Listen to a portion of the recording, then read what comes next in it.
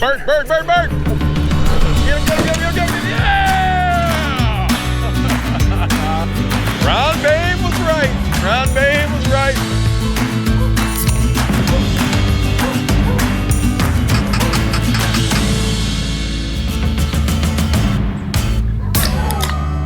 I'm feeling spry.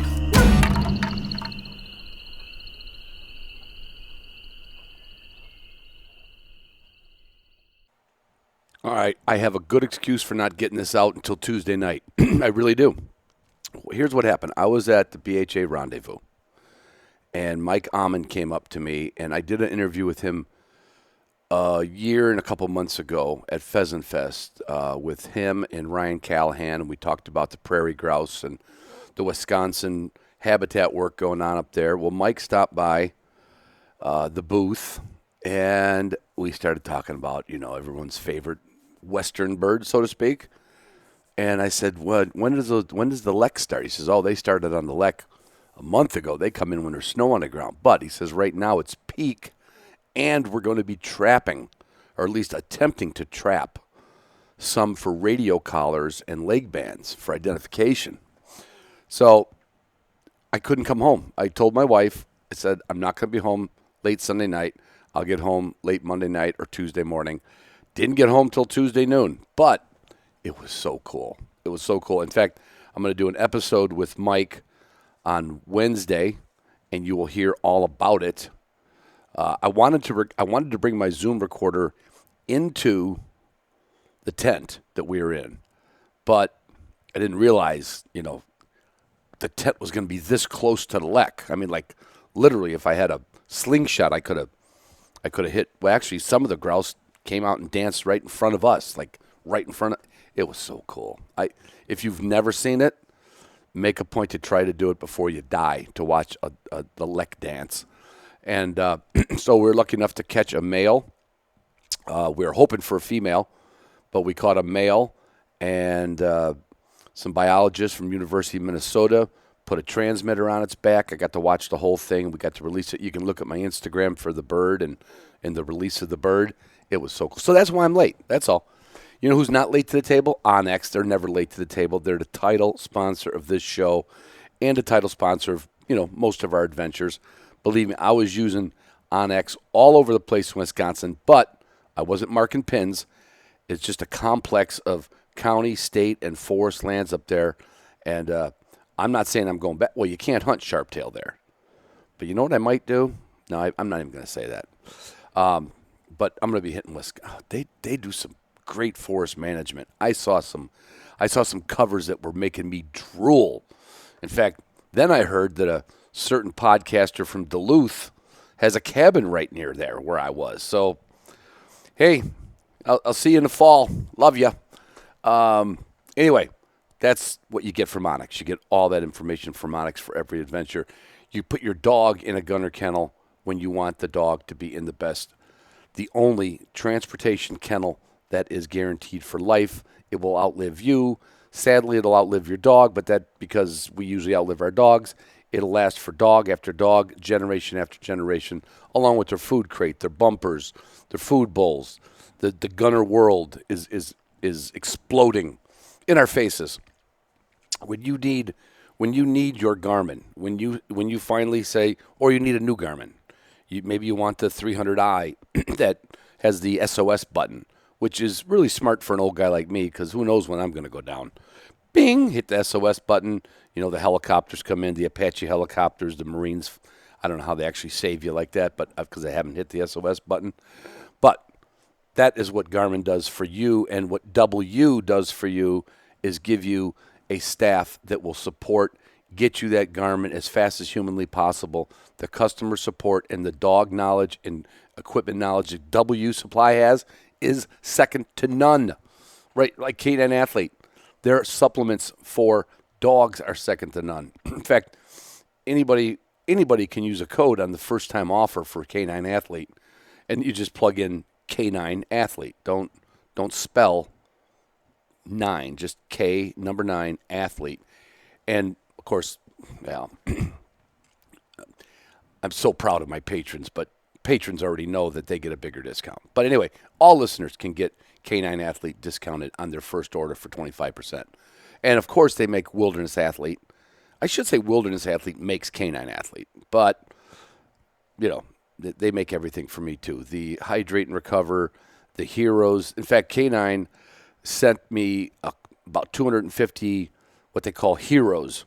They're like a little pack with a cap on the top. You just add water, shake it, and boom. When you need a reset, when you want to hit Control-Alt-Delete on the day, you do a hero, and you'll be a hero. You will.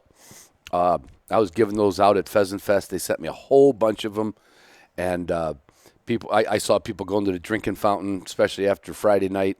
They're like, "Yeah, I could use a little something," and that's the little something you need.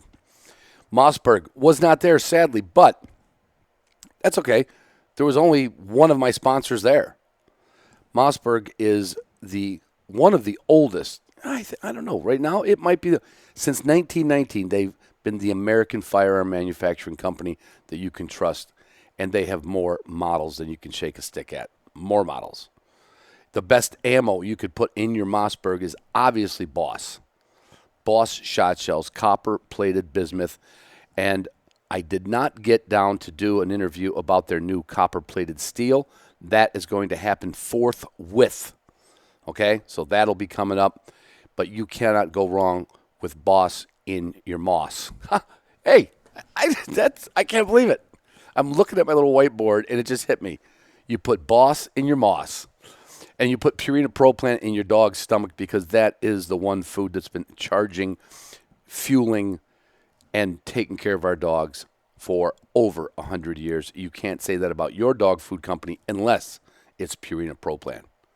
Walton's was there. Walton's, John Tremblay, he was there with a couple guys, and we had a couple nights at, well, that's not important. We had a nice social engagement with the Walton's fellas at the Hyatt in Minneapolis, and those guys are top shelf. They brought in all kinds of sausage and jerky to give away, and John did a sausage-making demo at the BHA Rendezvous. I can't tell you enough about that company, but what I can tell you is what I tell you every week. Get the damn catalog, and listeners can use HDP10 to get 10% off, and patrons, of course, there's a bigger discount. Marshware was not there, but funny enough, I brought in my 6-foot portable bar and forgot to bring my Hunting Dog Podcast banner, so I wrapped the table, like the front and the two short sides, with the Marshware banner that we had at Pheasant Fest. And, of course, then I'm wearing the Buxton hoodie, and I've got like 3 of them. So for 2 days, I'm wearing 2 different Buxton hoodies, and everybody was like, where's that? Who makes that? I said, it's Marsh Gear. It's not Marsh Gear. You dummy. It's Marshware. I said that in the first place. It's Marshware. It's Marshware's gear, but I'm telling you, especially come right now, come spring and come summer, it is, I'm wearing it. I got to call them up and get some more because that's all I like to wear. They're just look at them. I'm telling you, go to marshwareclothing.com, look up in men's, look up the Buxton. They got them in women's too. Buxton hoodie, Buxton Tech hoodie. Now they got a lot of Buxtons, but I like the Tech. It is like putting on a silk, but it's so. Anyway, so after the rendezvous, you're going to start seeing people wear that all over the place. And for you everyday listeners, HDP15 can get you 15% off your first Buxton hoodie. Now, if you're a patron, and I know by this time, unless you're brand new, you're dying to hear me say, Ron, why do you keep mentioning patrons? Well, you go to patreon.com, Patreon /Hunting Dog Podcast, and you could become a patron, and then you'll get a bigger discount on your Marshware, and I mean bigger. And then you could afford to buy 2. Put it this way, you could afford to buy 2 Buxton hoodies if you're a patron. 4-wheel camper, I don't mean to bring them up last, but they were on display all weekend, and I had more people just gaga looking at it. I'm not a dealer, but I am, obviously partnered with them for the podcast, and they were the ones that set me up there to put the four-wheel camper Model M on display at the BHA Rendezvous. And I'll tell you what, there was more people standing around that thing, waiting to get inside of it, waiting to jump up on the king-size bed. There was, of course, kids climbing in it. We put people's dogs in it because I had some custom kennels made that sit right up in the front of it. Well, you can go on Instagram and see pictures of that. I can't thank Four Wheel Camper enough for sending me up there, and I am sure you're going to see a few more of these on the road next hunting season just from this event alone. You've got to check it out. You can customize this thing. You could be the traveling wing shooter you always wanted to be, and you could be the traveling wing shooter I used to be and now am again. So there. I mean, what else could I say? I think I covered everything. Yeah, that's it. Boy, of course, I love you guys, and I love you girls, and I love you girls more.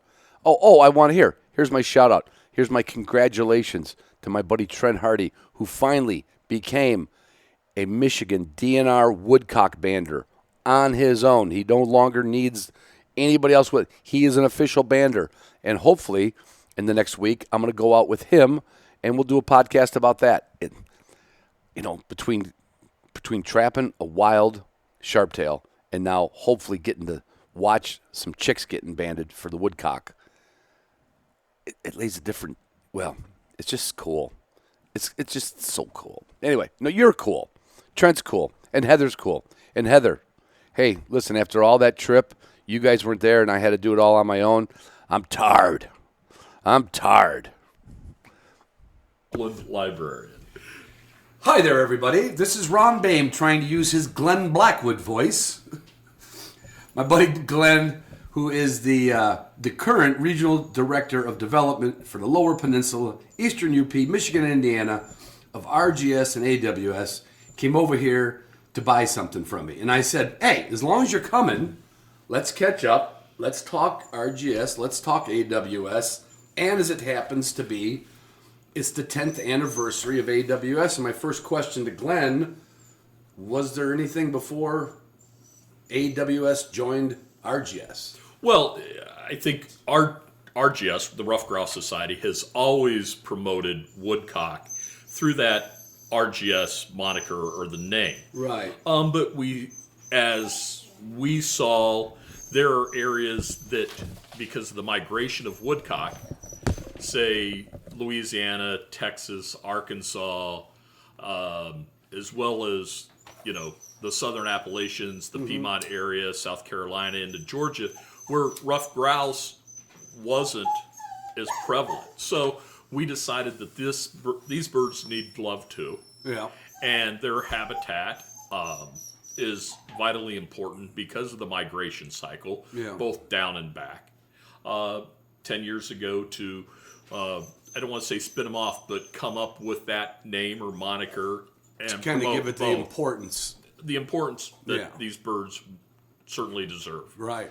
I was telling you that I was asking Glenn how many woodcock a year he shoots. Well, nobody really remembers if you go out a dozen weekends a year. Like, oh, did I get 2 that day? Did I get 3? Nobody really remembers. And I said something like 5. He says, oh, I shoot more than that. And my immediate reaction was, Glenn, if I knew there was one rough grouse left in the woods, and I was still able to hunt it and I killed it, I wouldn't feel bad. But if I knew there was one woodcock left and I killed it, for some reason I'd feel like, John Wilkes Booth. I would expect the same. It's such a weird bird, Yeah, I think it's a wonderful bird. And it's a bird that, especially this time of the year, being in spring, you can go out and listen Find to them again. Sky dance or watch them sky dance on evenings. I mean, there was a bird, peening and sky dancing in a little open marshy area just beyond our house this morning when I let dogs out. I mean, it's wonderful to be up and letting dogs clear themselves and and here then see something you might take a poke at next fall. Well, not in that neighborhood. No, but who knows where it'll be. But yeah, I think they're fun. I have said for a long time, and again now that I've got 3 dogs, got that new pup, I try and, if I'm going to shoot 3 birds in a day, it's 1 bird over each dog in 3 different covers. As opposed to just pounding and pounding Yeah. on something. So- You know, a mutual friend of ours told me that there's a group of guys he knows. Luckily, I don't know the guys. And he says they go out every Saturday and they go to the same cover and they get their woodcock and then they go home. And the next Saturday they go back there and that's like the opposite of what you do. That would almost take a little of the fun away, I think. Yeah, Just I mean- knowing. Well, it's all about the dogs. But on that realm, you talk about the last woodcock. Years ago, a few of us went to the UP to grouse and woodcock hunt. And all the way up, we have a friend. My name is Steve. And Steve is a wonderful gentleman. Completely safe. Great guy to be around, but has some neurosis. What does that mean? Like He's- neurosis? Like, He sometimes marches to the beat of a different drum. okay. Anyway, You might see him staring off somewhere. Yeah, so all the way to the UP, Steve was like, "Hey, woodcock numbers are down. I'm sorry, I'm not going to shoot a woodcock. I'm not going to do it. I'm not going to do it." Yep. And we leave like Thursday afternoon after work and drive up, and so now it's Friday morning, and we're out, and dog goes down and goes on point, and it's pretty obvious woodcock thing, and I'm kind of walking in on the left of the woodcock, and Steve's to my right, and this bird just goes up, classic, just towering. And I go 1001, 1002, 1003, and all of a sudden Steve calls me a very derogatory name. Before he pulls the trigger, you hear bang, and the bird falls. Where I instantly said, "Steve, why'd you shoot my woodcock?" He goes, "What do you mean?" I said, "Steve, you said you weren't going to shoot any woodcock. I took you for your word. I was letting it pass where I had a little better look at it." And then everybody starts laughing because everybody knew that was not the case. Right. I just let it go to see what he'd do. And Yeah. then he was like, You set him up, basically. basically. And then he goes, "Well, I'm bloodied." That's all he said. It's not bloody. But they're wonderful birds. They're enjoyable to eat. They're enjoyable to watch. And most importantly, I think when you're talking about young, successful, or young habitat, young forest management, Ben Jones, our president CEO, says this, they're build it and they will come. You don't Right. need as large landscapes as you need for rough grouse. Yeah, that's true. They'll come into regeneration, if you will, in a very short period of time, within a year, if not 2. Right, because the food source is probably the biggest thing with them. Exactly, Yeah. and cover from stem density, cover Right. from They avian don't need predators. that much. Yeah. So they're with these studies with transmitters and telemetry, we're seeing the importance of finding these small stopover covers along the migration path. That throughout they've been the doing sun- forever, but until recent until years. we can now track them with GPS. Yeah. We didn't know exactly where they were. So Right. it's an exciting time, and we're in our 10th anniversary, and we can look back to some of the historical things, but we also can use science and habitat work to move forward for the benefit of all of us. I remember first time I shot one when I came to Michigan.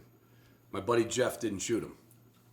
And I will say, there was a lot of grouse around here. We were getting them hit our front window at least once a fall, let's say. And that's not exaggeration, because it probably happened twice sometimes.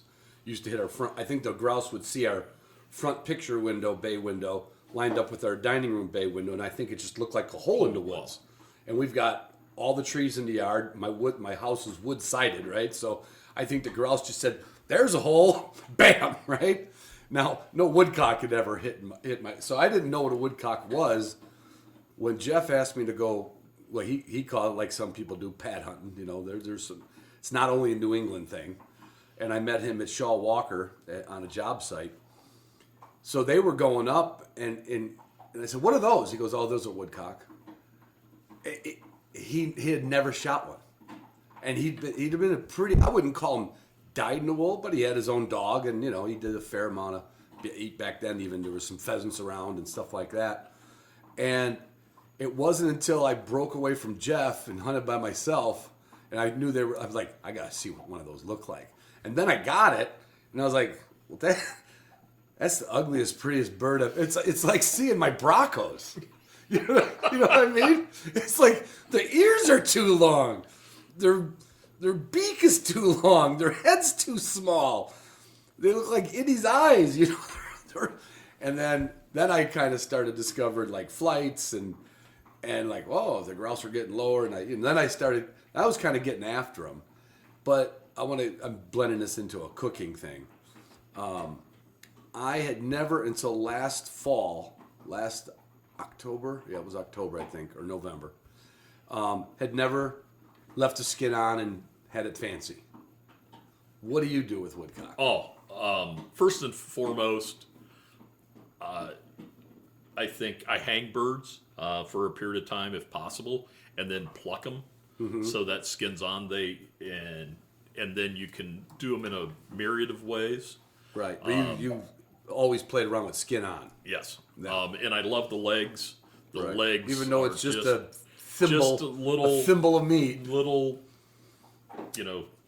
sliver there, if you will. But the legs are absolutely wonderful as well. Yeah, I was guilty of typical, breast them out, and say if I got 3, or back in the day it was 5, and I would just treat them like little medallions, like little pieces of tenderloin, just a little garlic and salt and butter, and real rare. Like I like strong meat, so that wasn't a thing.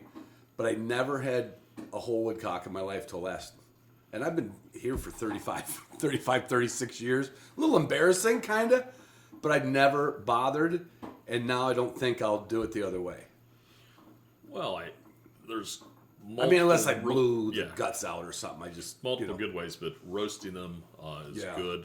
Another good thing is, kind of take some olive oil or butter, garlic, kind of get a good pan going, nice and hot.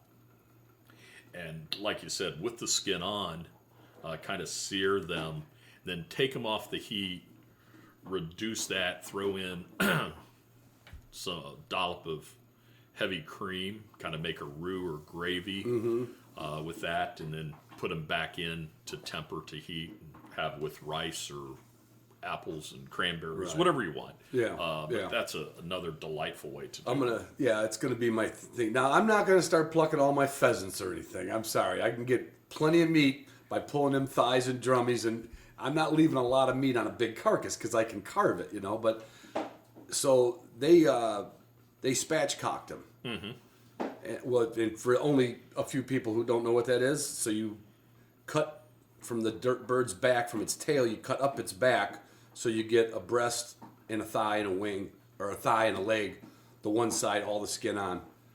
And it was actually a little more like a meal, because you're eating the skin and you could kind of turn it like a corn cob, and get every little bite out of it. So I'm totally plucking woodcock next year.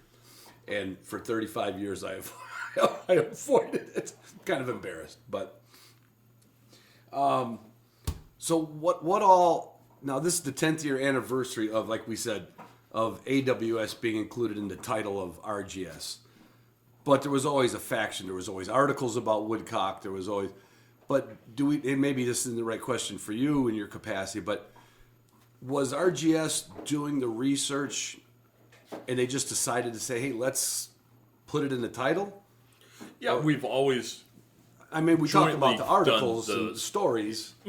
But we felt that it was time to have the bird have its own coming out party, its own separate organization under the umbrella of one with us, because certain areas, That might be all you can that hunt. might be, especially wintering grounds, Right. that's where the birds are. So Right. we want to bring them to the forefront of, because they are species of needs. the importance of that migration cover, both down and back. You know, we want to make sure that those hens, going back to my old livestock days, but we want to make sure that those hens are happy and nourished and fit, not only to, you know, have that migration back north, but as they leave more balmy climes in the south and come into weather, you know, just north like of where our goofy Michigan weather, like just north of where we are now. I mean, it's snowing in early April, so but make sure that they're well nourished and have the opportunity to nest and continue the process. So, I mean, not a dollar wise, but it's as much on the forefront now as the grouse because of obviously the overlapping habitat. But then that emphasis now on that southern habitat with the new partnership with Quail Forever, Pheasants Forever. That's kind of, we talked about that a couple of weeks ago. Oh on the yeah, podcast, you and Ben and Andy. Oh, by the way, did you know that my dog, my new cocker and Andy's are litter mates? I didn't know that. Yeah, there's a story there too. But anyway, I digress. But well, certainly the MOU, which has brought a lot of questions, and thank you again for having Ben and Andy on to discuss that. And, once I was told that they were college roommates, so to speak, not the whole years of college, but they worked together in those formative years, I was like, oh, these two got to be. So those aspects allow us to expand our footprint and for both of our organizations, and bring our specialties to the table. You know, our specialty, RGS, is really the only forest-based conservation organization out there in this landscape. So bringing us to the table and things like that. Also with the importance, again, going back to the telemetry studies, seeing where those birds are, that's certainly in our market space or workspace, and agreements that we have with other agencies to do that just made sense. And now you see it's taken some time, but it's really strongly coming together. Well, it's certainly, I think, in general, I think it's I don't know if it's for the detriment or not, because I would never want to say it without some real statistics from a biologist or a scientist. It's become a more popular thing, especially, like when I got here, I never heard anybody going south to chase them. Now there are people that go south to chase them. And that I don't think happened 30 years. Well, I mean, you might have, I don't know, by accident. I mean, I think there's certainly been some people that have done that. Extended their season some. But I think what you're really seeing in the marketplace, or in the conservation space, I should say, is that they're a unique bird that people gravitate to.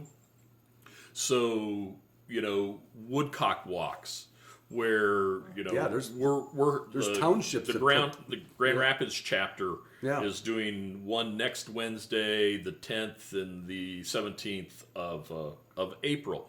But, you know, we're having 40 people at each of those events, or a maximum of 40 people. It's a large singing grounds. But, you know, what we find is we already have, you know, RSVPs or reservations from people that are outside of what you would think would be the typical AWS, RGS, you know, constituency.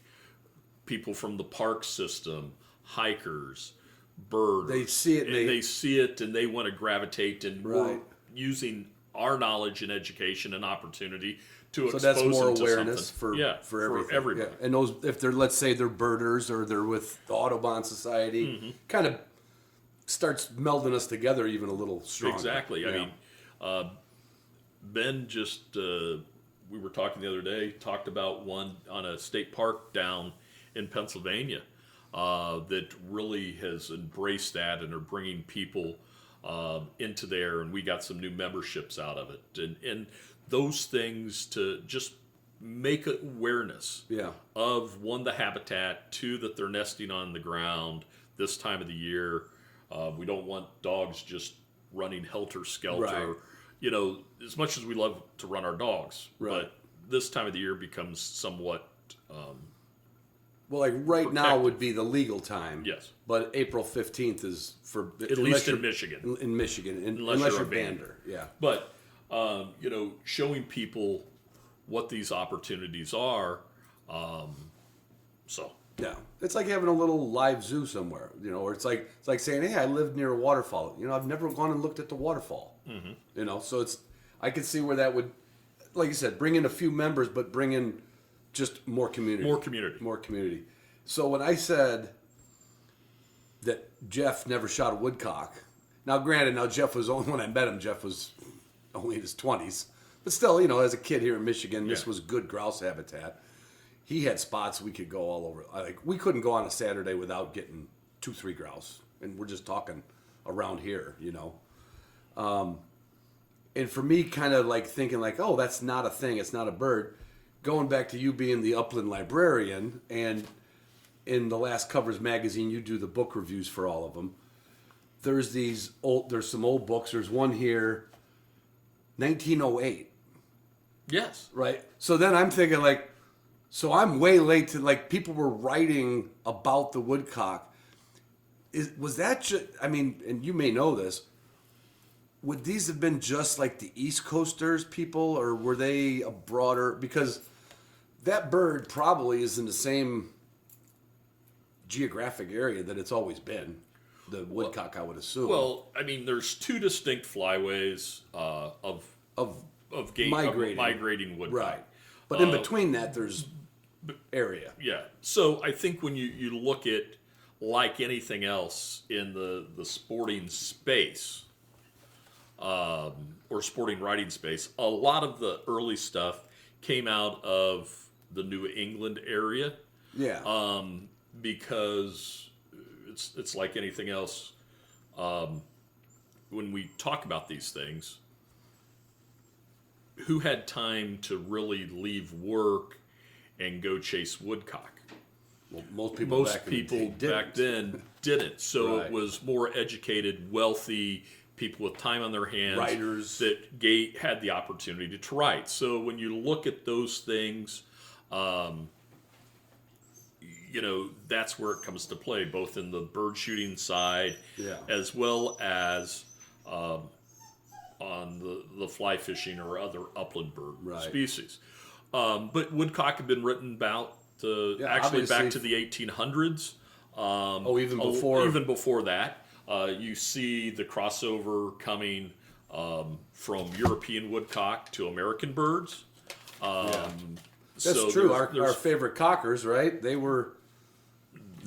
split off from the Springer, across the pond, and they were chasing woodcock before most residents of England could read and write. And you look at that little sidebar. We'll get back to the books here in a second. But we were at Seawee a few weeks ago, back in February. Why don't we, for a few people, Southeast Wildlife Exposition. It's in Charleston, South Carolina. Right. It's the coolest sporting I've heard sporting show in the country. It's always right around Valentine's Day. Mm-hmm. It's always, I think, the weekend before President's Day. In Charleston, if you have any interest, it's great. But people from all over come to it. But we were there. Was this the first time for RGS to exhibit there? Yeah. Thanks to Seawee for letting us be there, and we will be there next year. But all of a sudden, we were talking to people, and here comes a couple walking past our exhibit, and they look at the banner in French accent. They say "la bacasse," which is the French term for woodcock. Okay.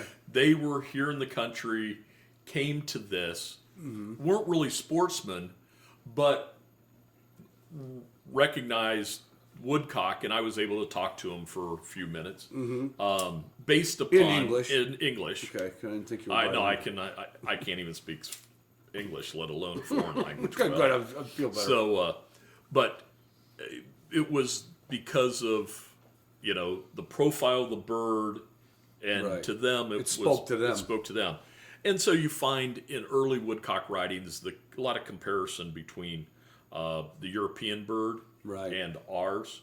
Also, if you're seeing some of the telemetry things that the European birds are doing as well as are they working the same way we are now? Yeah, with birds telemetry. go from Siberia all the way to the UK. It's huge migrations. Wow, that's really interesting. But you see that, and then you see the lyrical side that comes along with it. One thing that I think is absolutely amazing when you're talking about this, and this little side note, John Alden Knight wrote a book called Woodcock. It was done in wartime during the middle of the Second World War. Mm-hmm. And if you look at an original first edition of that book that still has the dust jacket, there's a call to action in there to buy war bonds to support the war effort. Really? And there's also a disclaimer about how this book was published within the standards of the war effort as far as paper, ink. Because everything was in limited quantities. Right. But to me, I think that's... Is that a real valuable one? That's a pretty valuable book. Right. But to with me, the I dust think cover. it's absolutely amazing and wonderfully cool that book could be published during the war effort. Yeah. But it's more of a biological book. It's a book that talks more about Logan Bennett's early studies using pointing dogs on both, in this case, woodcock. Yeah. But grouse and woodcock in the Pennsylvania U.S. Fish and Wildlife Studies of that time frame as well. So that's Woodcock by John Alden Knight. Yeah, you wouldn't think that really anything in the I mean, it's a piece of conservation in a sense. Mm-hmm. You wouldn't think during World War II all the stories, because we were too young to experience it, but our parents weren't. Like you didn't have scrap iron. You didn't have an extra bicycle. Like there's paper drives. And somebody says, "Hey, I want to write this book about woodcock." So to me, I so think is it a very 10 pages or is it? No, it's a pretty good book. Pretty good book. So you've got like 1, 2, 3, 4, 5, 6, 7, 8 listed here. I know I've got Tom Hugler's because when I got to Michigan, I found out he was a Michigan author, so I got to read that one. This is just a synopsis of my views of it. There's 4 lyrical books in there and 4 more biological books in there. So, do you think a person? This is a real rabbit hole, as I'm winking at you. Do you think a person could take a biological informational woodcock book and get a grasp on going hunting, or do you think it would you'd already have been a hunter and you wanted to try to add? You know what I mean? Like, I could see where the lyrical book. When somebody paints that picture of that fall day and their dog and their son or their what, you'd be like, that sounds fun, right? I want to do what he said. But if you just read about it, would you be? Well, could you learn to woodcock hunt from these books? I certainly think that it's very, very beneficial to know as much about the quarry or the game, in this case, woodcock, that you're talking about. And I think it certainly will help you now to become a better hunter or see more birds if you're just birding, whatever your path is, because you're going to know more about their environs. Most, and this is a broad statement, and I'm not, I probably shouldn't say it, but I will because I've already started. And we're good at that.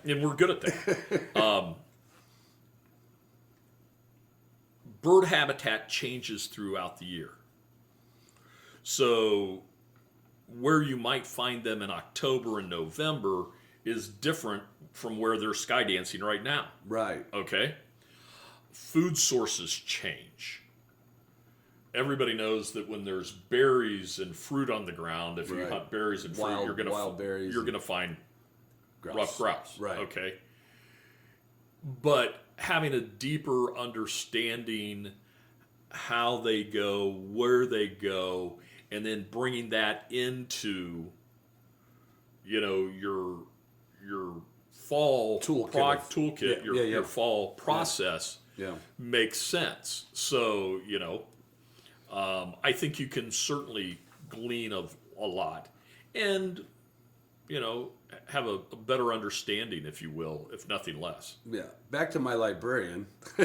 I remember, you've been on the show 3 or 4 times with me over the years, and this is before your RGS day. You were always part of RGS, but now you are with RGS, so to speak. You're working for them. You always mentioned that your mom and dad, or if it was both of them or one of them, bought you a lot of books. Oh, Right? That was, and like if I'd have got a book, I'd have thought my mom and dad were mad at me. No, I'm seriously. I'm like, oh, they want me to study. But were any of these old classics part of that too, or was it? Certainly. Was it just deer hunting, or was it? No, it was certainly my parents and my grandparents. I mentioned before, my father was a conservation officer for the state of Ohio for 35 years, so I grew up in a world of sportsmen Right. and poachers. But you heard a lot at the dinner table. I can, but they wanted me to read. Yeah. And knew I had an interest. So, for birthdays or Christmas, I'd get. It was kind of easy for them to shop Oh, for yeah. you. It was like whether it was a Gene Hill book or something out of the Outdoor Life, the old Outdoor Life book club. Right. And early on, I certainly liked the more lyrical books. Mm-hmm. I certainly, if you think of Gene Hill was an early, mainstay. Robert Rourke, The Old Man and the Boy, and that. I'm going to say lyrical, more romantic books. But as my interest grew Through a little science. through there, biology into it. certainly diving more into the scientific books, I call them biological books. So it's kind of like falling in love with the subject and then going deeper into the subject. Oh, certainly. Like the lyrical kind of makes you fall in love with it, and then your interest is piqued. You're like, I wonder how long these birds live, or whatever the question would be. Exactly. Yeah. So it's fun. So here's I another enjoy the chase. here's another blind side. Okay. I know you're from Ohio originally, and you told me there was grouse back in the day. Was there woodcock? Were you paying attention to woodcock back then? Because I don't know if we ever talked about it. I mean, we might have, and if we did, too bad. We're going to talk about it again. No, because I don't remember. Certainly. The greatest, this is... You could almost say... talks about how mystical these birds are, and I Yeah. might have told this on your podcast or somewhere. I know I've told this story. It may have been in print, but my 3rd grade teacher, I'm going to go long story back, was a lady by the name of Mrs. Troxel, and their family farmed a very large agricultural farm that had this little meandering creek that went down the middle of it, both sides. And she knew that my dad was the local game warden, Right. and I liked to do that. And so she gave me carte blanche when I was Wonder. in the 3rd grade, permission for this farm. Which nobody was- would give to any kid these days. Exactly. That's another story. Which is really cool. Yeah. But it was really wise of her because she knew that if I had carte blanche to this, my dad would look over it pretty good, which he Which you probably Which he did. Right. so they didn't have a lot of problems. But anyway, there's this little creek that went down through there, and there's a muskrat marsh, and I trapped muskrats and coon and mink, and you can fish it in the summer. And they had a couple, 3 coveys of quail on it, and some pheasants, and there'd be ducks. It was absolutely spectacular place. So it had to be, I know it was, the fall that I was 16, because I was driving on my own. And I went in Friday. It was a Friday night. Remember this to the day. Went in bare bones because there was a basketball game or something that I had to get to. Running my trap line and going around the outskirts of this little muskrat marsh, this little kind of wooded area sucked in. A woodcock gets up, and another woodcock gets up, and another woodcock gets up, and there's splash on the ground. And it's like woodcock haven. Yeah. And of course, I'm got a pack basket, hip boots, and a 22 H&R revolver. Right. Okay. Right. No woodcock died that night. So jump out of there, call my grandfather, talk to my dad, say, the woodcock are in at Troxel's, never seen birds like this in my life. We're going to hit them hard. That's tomorrow. We're going to go do this. Right. And as a lot of things happen that night, there got to be below freezing temperatures and an inch and a half of snow. And the next morning, the woodcock were gone. They probably left about 5 minutes after you saw them. So, so then I had a whole year. Living that one down? Well, not living that one down. A whole year of dreaming where Well, we're going that to be and that. Did your dad and grandpa believe you? Oh, yeah. Okay, Yeah. so it wasn't like you're like, oh. No. The sky is falling. No. Glenn's freaking out again. No. They did it several times, but not on this one. That was for other reasons. So, well, how about shooting them, though? Had you shot some? I know that farm was probably a stopover farm, it sounds like. They just tried. The first time I'd ever seen them in there. Right, and you've been hanging around it And since been hanging third around grade. it for years, but Right. birds popped in. The following year, I shot some. Oh, okay. So- but you were kind of... But it was chomping You're at the bit but I was looking for them that second That's year. what I'm saying. You're looking for him. You're like, every other day, like, it could be now. Could be now. But probably with all those books you read, you kind of understood. Understood, yeah. If some other person that had permission to go there never read about a woodcock, they would just think they were snipe or something, and it wouldn't have interested them. Exactly. Without those books. Boy, if I could go back in time and tell my parents how they screwed up, I was really fortunate. I had two great set of grandparents and two great set of parents. Were they both in proximity too? Oh yeah. Oh yeah, it sounds like living in Mayberry or something. Yeah, it was it was fun. So the next year you shot your first woodcock. Yes. Then. How'd you eat it? Don't tell me you skinned it, because we already covered that. You probably didn't skin it. Or no, you probably did skin it. No, quite honestly, this is going to sound. You got out one of these old books by, let's see, no. John Alden Knight. No, my paternal grandfather was a poultry farmer. Okay. Had a rather significant poultry farm, and we plucked birds. I can tell you, we caught chickens and put them in crates, but we plucked birds. So if you had hay so fields, I probably gave it to my mother, and my mother plucked that bird. Quite honestly, I don't remember doing it, but right. birds were plucked in our house. Well, that would make sense, yeah. And they didn't have the automatic No. vacuum duck pluckers? No. Nothing like that?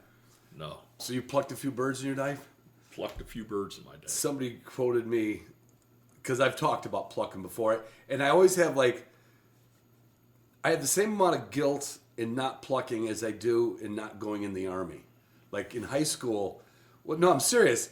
In high school, I wanted to go in the Army. So Vietnam just wrapped up in 75. I graduated. Told my mom and dad I'm going in the Army. And my dad's like, no, you don't want to go in the Army.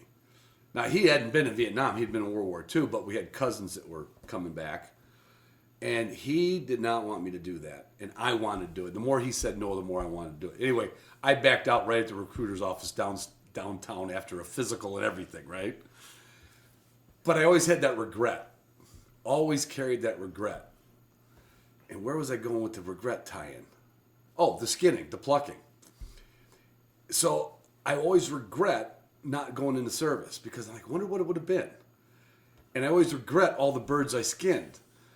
But it never outweighed the regret. the RIO or ROI was always worth nah, I just got to get this bird skinned, get it in a bag, leave the wing on it. I got to get home. I didn't pluck. But I'm gonna turn into a plucker. I know we covered that, but I'm gonna. How about your grouse? Do you hang them and pluck them too? hang them and pluck them? Yeah, I love roasted grouse.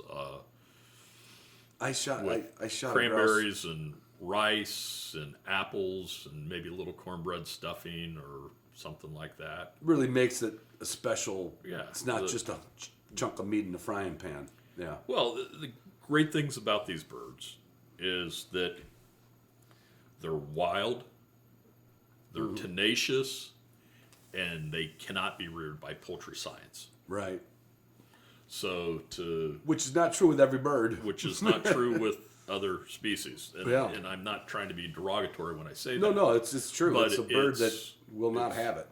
So to do something special Kind of with almost. that See, is- now I'm going back to the gilt. I'm going 60% gilt now.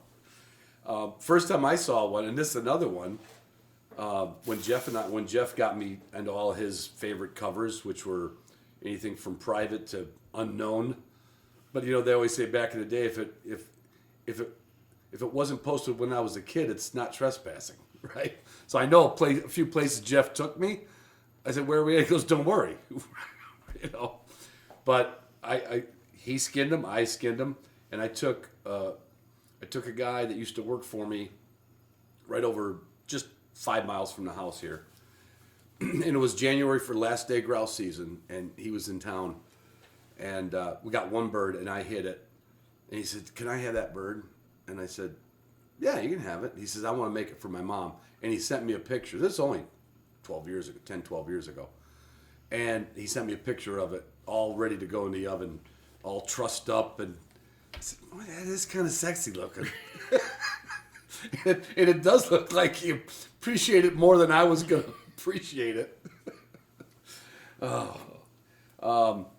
What else is going on with RGS? I know you guys were at Seawee for the first time. I mean, we had a exhibit at Seawee and Pheasant Fest. Want to thank all the people that came by, joined, got memberships. Yeah. That's great outreach for us. We just finished a membership drive. Again, thanking all the people that joined. That was very successful. Kind of the big nose is on a national front is we have some really, really new, fresh RGS merchandise that's getting launched, I believe, today or into early next week on We're our not website. talking just a hat. Not just a hat, some new shirts, coffee mugs, this vest that I'm wearing. Talks about the 10th anniversary. Rob Thorson and the team there, he's a graphic artist, has really got some really cool things, a new hoodie. So that's fun. We have lots of events. We've come back from COVID, and chapters are booming, fun, doing Woodcock walks. Feels like a planting lot of that's shoots, behind us. Like we're banquets, events. Going forward, all of those things can be found on the RGS website under engagement. A lot of on-the-ground habitat work going. Here in Michigan, we just applied for another Michigan Wildlife Habitat grant that will be in the Upper Peninsula under the guidance of John Steigerwalt and Larry Partridge. So waiting to hear back in the state. How do they go into those guys? Is it because is their job up there? I don't want to oversimplify it or overcomplicate it. Is it their job to literally hey, I wonder if we could do something with that piece of habitat because it looks good, or we look at that because we could do something with it? How do they find this? I think these it's places? John would be a great better person to ask, for sure. Tell in details. But again, it's looking at areas where we can have impact on the large scale, that we can maximize dollars. Right. In this case, it's with our partners in the Ottawa National Forest is one of the projects we just completed. Seth Finkel's runs that aspect of it. Just completed some alder shearing up there again for woodcock habitat over the winter. So a lot of activities going on, but just not here in Minnesota, in Wisconsin, in the All the way down Northeast, south, all too. the way. That's down exciting south. to me right now. I remember one thing Ben said. If we don't change the course, habitat-wise, that my grandkids will probably have to go to Canada to shoot grouse and woodcock. That scared the crap out of me. Think about it. The boundary's been moving north, and I never paid attention. Like you said, you were in Ohio. People in Indiana probably shot all kinds of grouse 50 years ago, right? Well, 10, 15 years ago. It's they like did. it's like the glacier moving back, and now we're about a third of the bottom of Michigan is you wouldn't call it grouse habitat. There's a pocket here and there. And when Ben said that, if we don't do anything, you'll be going to Canada to shoot your grouse and woodcock. That's kind of scary, which is why people have to pay attention to this more than ever. And certainly look at the opportunities that are out there on that large landscape scale that we can make an impact. So we don't have just these little island pockets here and there. We've got diverse, healthy forests in a large area for distribution and cross-pollination. Right. And I would imagine that's the corn and the soybean profile. Even if you left bigger fence rows, it's just with grouse, it's just not going to happen. They've got, if they get pushed out of an area, they got to have that same blueprinted area, same kind of food source, and if it's not there, where do they go? Where do they go? Right. You know, it's not so only we got. food It's source. like we have to draw the Mason-Dixon line wherever it is now, and we can't lose an inch of ground. Kinda. Well, and it's avian predators, it's stem density, it's climbs, it's all of those things. But that's really when we're talking woodcock and talking grouse, really where it comes down to. Yeah. What book did you bring over there? I brought A Mouthful of Feathers. Now, why have I? Is that new? Because It is the a new title. book. The title's familiar to me. Yeah, it's a new book. It's an anthology. Okay. And I brought this. It was edited by Thomas Reed, Greg McReynolds, and Reed Bryant. I know Reed. Maybe that's why I heard. Yeah. But I thought you would probably talk about books. Yeah. Yeah, I love them. If Now that this I'm is- older now- and my mom's not making me read, I love them. but this is a really fun anthology that these guys put together. I know what an anthology is. I think. A bunch of different writers contribute. Okay. Right. There. It is Gundog centric, but what I really, really liked about it the most is that there are some lady voices in here, and there's a falconry voice in there, but it's a really diverse, fun read. Yeah. So I thought listeners might want that's something a new good there. choice. Yeah. It's available on the web in a paperback version, but there's some really strong essays in there, and it's diverse. There's woodcock pieces and grouse pieces for our constituents. For people that hunt more out west, there's certainly pheasants and chuckers and sharp So it's tails. not a grouse So and it's woodcock just book. not a sole grouse and woodcock book, but there's certainly enough grouse and woodcock stories in there to whet someone's appetite. Are you going to leave that with me? I might. I just might. You might. You better. Because I don't have it, and I heard about it. I knew that was a title that I heard spoke of recently. Yeah. What else? What else we do? I think we got that kind I of think stuff we've kind of covered. before we get into our dogs and all that fun stuff. Yeah, I think again, look towards the middle of April for the Bellwether, our electronic newsletter that will come out, and that will be sent to our distribution list. That will talk more in depth and focused on regional projects in your neck of the woods, if you will. Yeah. But yeah, it's and look for go to the website and look for under the engagement pull down screen opportunities, whether they're gun dog training days, woodcock walks, banquets, fundraisers, because the engagement coordinators are really. And it's the coolest. there. It's the coolest And conservation organization. and Let's it's be fun, honest. yeah. Let's be honest. Because you can't raise them in a pen. No, poultry science doesn't help these birds. Only us. Oh, that boy! You know what? I'll save that for the title of this episode. Poultry science won't save these birds. Only we can. So that's like only you can fight. What does Smokey Bear say? Only you can prevent forest fires. That's it. That's Anyway. it. How was last season? Are you busier now because of working for RGS? When you were self-employed, did you find more time to screw off, or did you get enough trips in? Yeah, I got enough trips in. Part part of my job is to be in the woods with donors and that. So I went to the national hunt in Minnesota. That was good.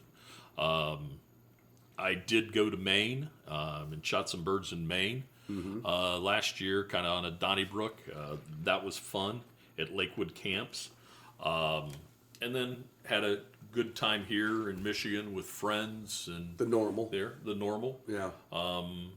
As far as hunting every day goes, or as much as I used to, I think I have to have some little more office time now than I would carve out before. But you can kind of call it work. You can kind of call it because you work for Yeah. RGS AWS. So no, I thought it was a good year. Minnesota had very strong grouse That's numbers. what I heard. It was. I heard it was like you should have been here yesterday. it was kind of fun for the days that we were there. But Yeah. I had birds in the UP and picked up a new puppy and What's the new puppy's name? Cooper. Because this goes back to the chair joke about Right. It goes back to the chair joke. But Cooper. I spent a day with Eddie Jordan from North Carolina and Rick Brantley out of Tennessee or Georgia, Alabama region here in Michigan, and we had a cocker day, and we ran some pointing dogs too. But anyway, they had just a beautiful little gal there that they had bred, and they had one pup kind of left over, and it was a tricolor dog. He's a handsome little son of a gun, if I may say so. If you may say so. But anyway, so one thing led to another, and this puppy ended up with us. But I wanted to name him Trey because he was a tricolor dog, Okay. and my wife had nothing to do with that. So she named. So him, you still got to get the name past the wife? I got a puppy out of the deal. I'm not going to complain about the name. Okay. Fine. Go ahead. Go ahead.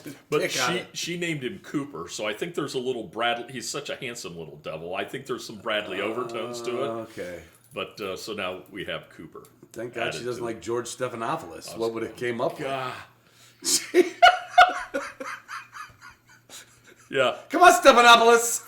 Oh goodness. Cooper. I'm a name snob on dogs, and I don't think I'm the most creative, but I always try to find, and I've had a couple, like somebody had a dog that they got from me and then gave back to me. Well, they named it Miller because of all the Miller Lite I drank. So I had a Miller, which, but I always had dogs, and when people tell me a dog's name, I always like, okay, what went into that thought? I think it's from my upbringing in Chicago being such a melting pot.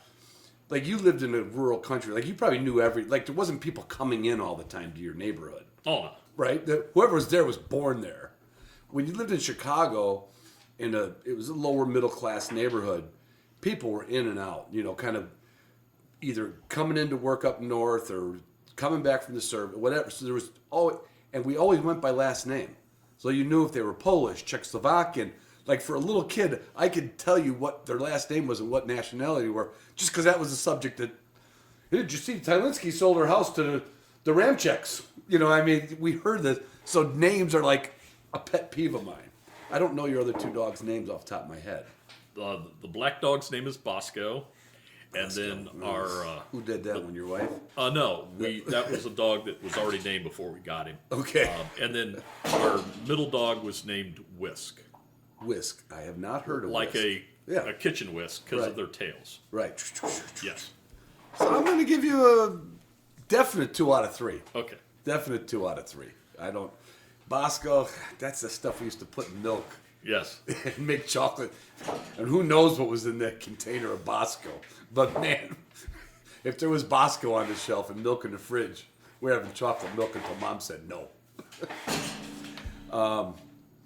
Well, I think we didn't cover everything, but I will say that the takeaway for me is going to be like, okay, no more skinning.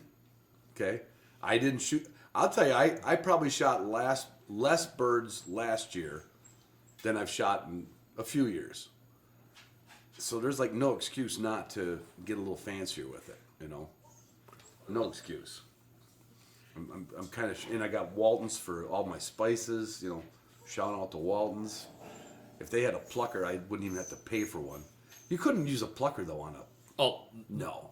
Not on a Not on a woodcock. woodcock or on a grouse. I mean, you have to have a very kind of fine, gentle touch. Yeah. And that's why I think if you're going to pluck, it behooves to let those birds hang for a couple days to let that skin kind of tighten up a little bit so you're Makes not it easier. tearing. Yeah. But anyway. What do you shoot? Did I ever ask you what your grouse gun is? These days, If I did, I don't remember. These days, I'm shooting mostly a 20 gauge Beretta. A little overpowered. I'm a poor shot. I need everything I can. You don't want to go up to 12 gauge, or it kicks too no, hard. No. I shouldn't say. I'm a 20 gauge guy myself. I've got everything under the sun, and I talk myself out of using it when it comes to hunting because, I'd be like, well, I don't want to walk out of the field thinking I should have had more gun.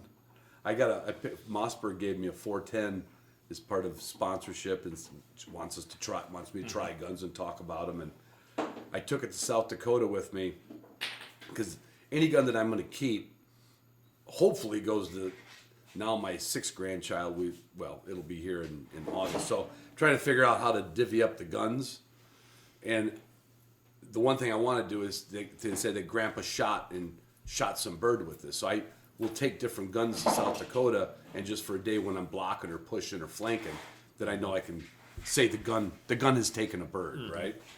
And I brought that 410. I even stopped at Boss on. Sounds like a commercial, it is, but I actually called up Boss and said, I know this is last minute.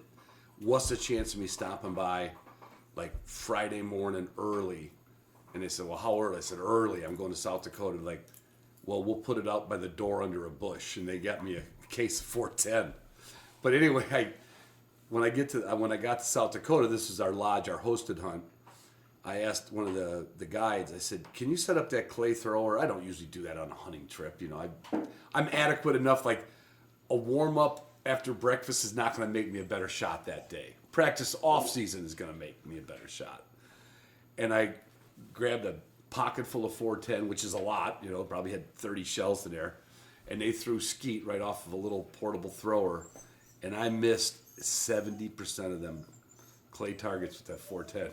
And I said, that gun's not coming in the field.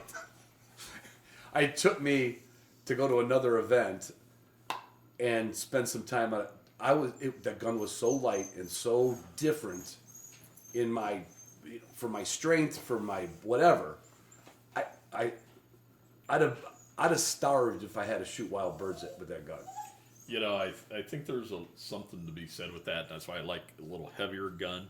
Yeah. That just because whippy-barreled guns and me, light guns and I. Yeah, that's what this was. I think I was just. You have to be so methodical and or I have to be so methodical and so concentrated. Right. And you all know that I'm concentration.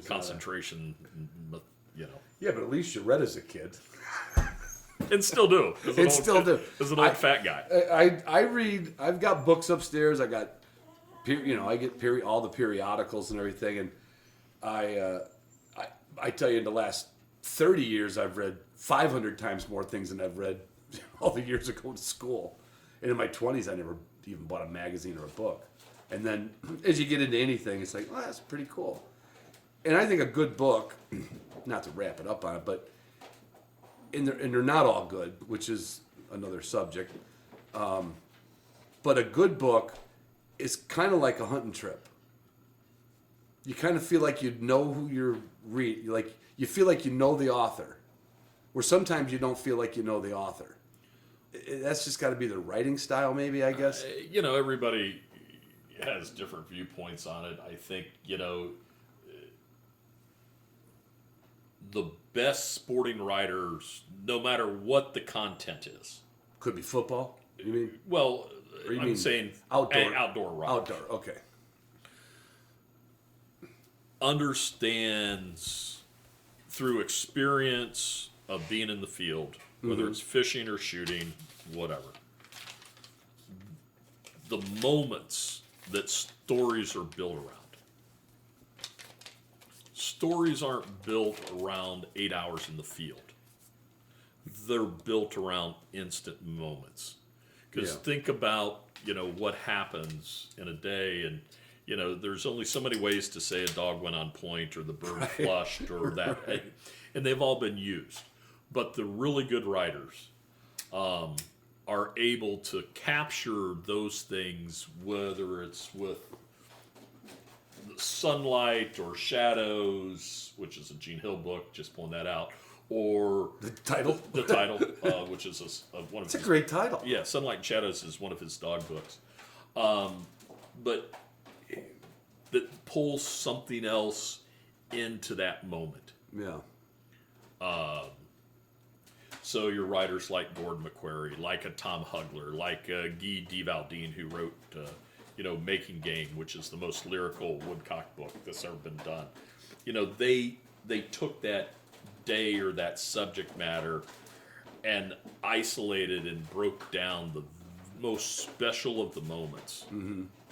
And, almost wrote them as if they were in slow motion. And that's the ones that at least resonate with me. And you could be a non-hunter And dive into it. and feel that same thing. Mm-hmm.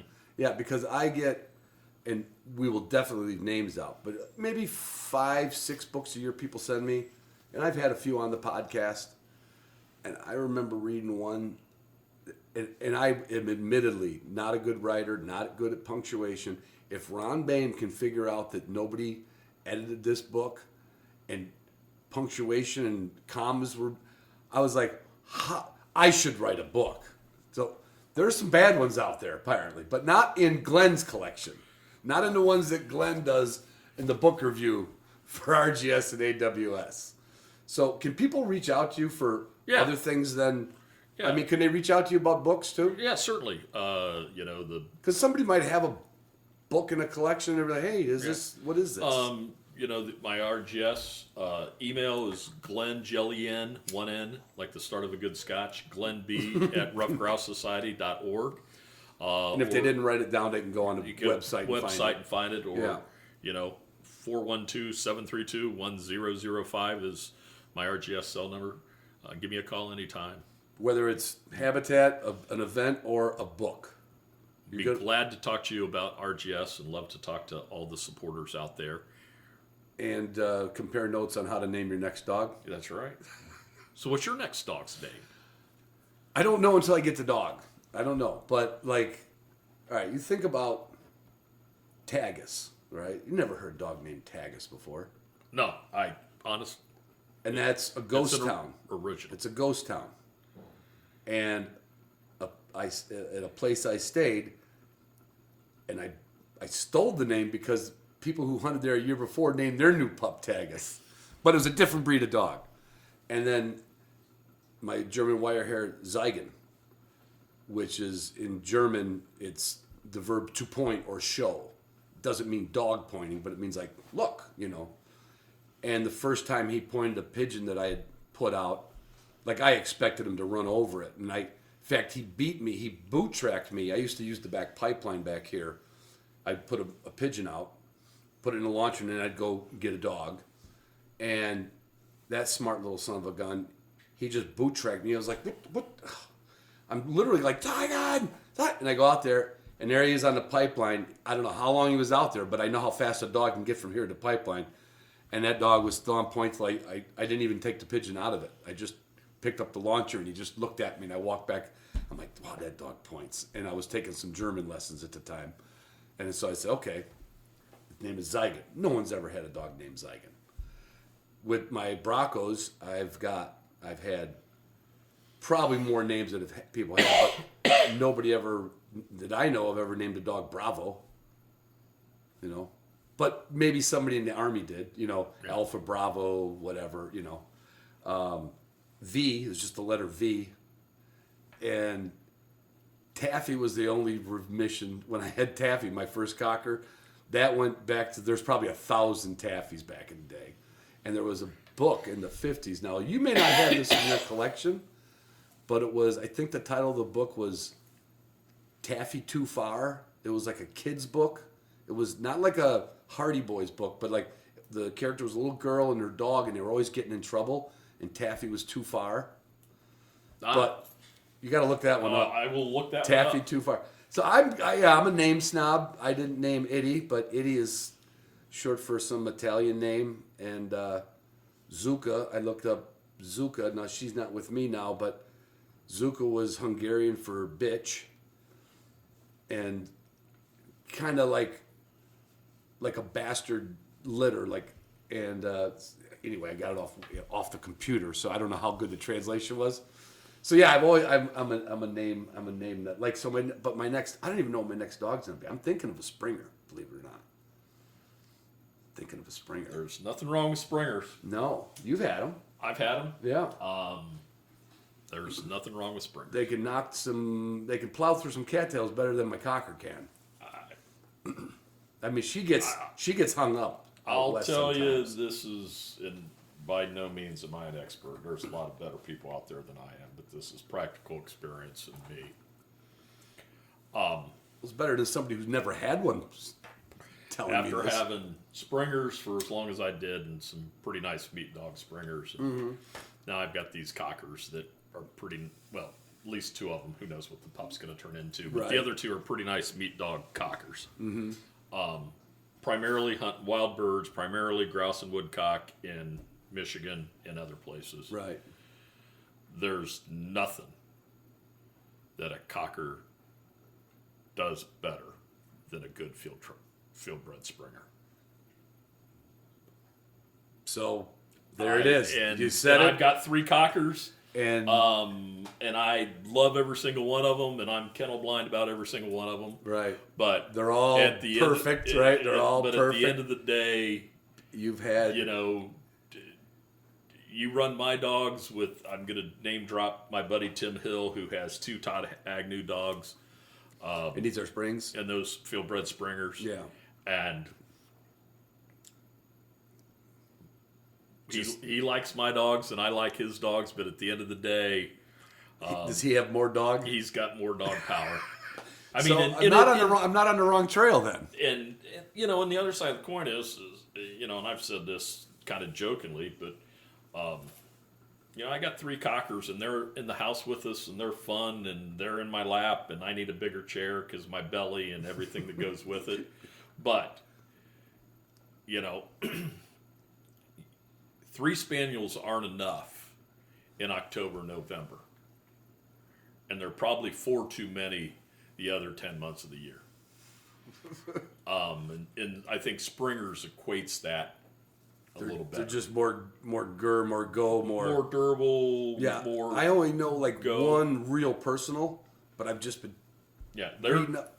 Springers are great. Yeah, Springers are, and I love the Cocker personality. right. And I got 3 of them, so I'm going to have them for a while. My dad had a friend that he grew up in Chicago with, and he all the years when I was young, like we were out in the cemetery with our rudimentary trap line trying to catch possums or whatever we could catch. You know, we weren't trappers. We were playing taxidermy, me and my buddy Ricky.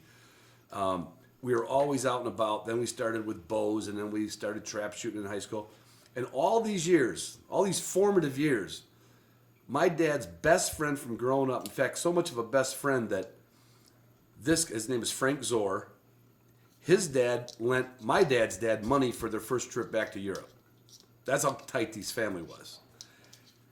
Fast forward, I'm in my mid-30s going back to visit my dad. And he says, you know, because, you know, he knew I was judging dogs at that time, and I had plenty of dogs here. He said, you've never met Frank Zor. I said, well, yeah, I met Frank Zor, but you met everybody at a funeral. That's when that's how you saw each other, right? They weren't close enough family that they'd be at Christmas or Thanksgiving. Apparently, this guy was somebody in the Springer world in Illinois. So Dad calls him up back in the day when those 2 guys still used, you know, I think I might have had a bag phone. So it was a long time ago. But Dad called up. He's home. My mom's gone. Frank Zor's wife's gone. He says, we're going to go over to Frank's house. And he says, Frank used to do a lot of hunting, and I thought maybe you'd like to meet him. Like, this guy was the guy in northern Illinois. His tile floor in his basement were pictures. The tile setter did pictures of his Springers in the tile. He had basement kennels. He still had 1 Springer left. but he was as old as my dad. He was 79 years old. He wasn't doing anything anymore. And I'm like, Dad, why didn't I ever know? You knew I was a nut about outdoors. I always wanted a gun. And this guy I could have took my bike to his house. Now, back then, it was still 9 miles, but that's not a lot for a kid on a bike, right? No. Might in Chicago, but we rode on the streets. We didn't care. I could have been the Springer guy of all time from the time I was a teenager. And I said, why didn't you ever? He goes, why didn't we ever hang out with him? He goes, well, Frank's got a mouth like a sailor, and you know how your mom was about swearing, and she just wouldn't let us hang out. Like, for that, I could have been mentored by one of the best Springer guys in the world. So I'm going back, like, there's something pulling me to a Springer. So there's my next dog. Oh, God. I'm saying it on the air. I was thinking something else. I've been talking Shorthair again. I'm saying it now. It's Springer. And I'll be talking to some people that we both know in common. That's a great story. Yeah. That's a great Frank story. Zor swore too much. On a side note, Yeah. along that same line is And Zor is German, by Yeah. the way. Yeah, just to let you know. my grandfather had a friend back in Pennsylvania, in the Pine Creek Valley, who had used very, very, very profane language. Like every other word out of his mouth. He couldn't say 4 words without 5 of them being off color. Right. And it didn't matter whose company he was in, right? And but we were allowed to. He had property on Pine Creek, and we were allowed to fish the spinnerfall there in the evening as a little kid, or when I was grown up. And so we stopped there to go fishing, and this gentleman is out, and he had these beautiful roses. Had an absolutely beautiful, beautiful rose bed. And he's out there dusting his roses with ortho rose dust. Yeah. You know, those big cylinder paper cans. Yep. And I asked him how he grew, because my grandfather grew roses, and I play around with it not very well, but his rose garden was beautiful. And I asked him how he did it, or what was the secret? Grew such beautiful roses. Yeah. And he went off on a diatribe that you wouldn't believe, that ended with, I guess they just blush when I talk to them. Perfect way to wrap it up. I mean, it was just unbelievable, but I guess they just blush when I talk to them. I'm going to remember that one. All right, thanks for coming over, Glenn. Thanks, Ron. Thanks.